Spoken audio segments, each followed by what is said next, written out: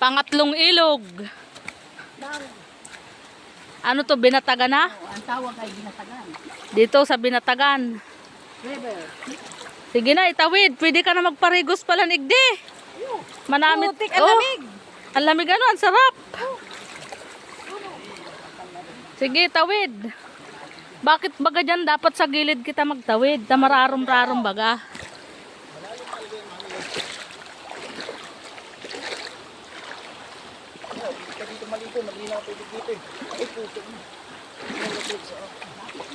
Wag lang malaglag ang aking cellphone. Oh, ang sarap.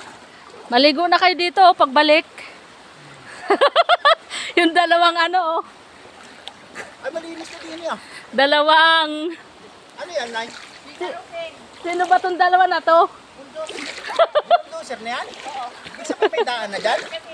May daan na? Bako. Ibig sabihin may daan malaki? Oh, sarap maligo dito. Sa Binatagan. Pangatlong tubig na aming dinaanan. Ilang taon na kami bago nakauwi dito. Nakapunta. May ano na ata, 20 years na hindi ako nakakapunta dito. 2 dekada. Ayaw nila akong isama. Ngayon nakasama na. O ayan sila oh.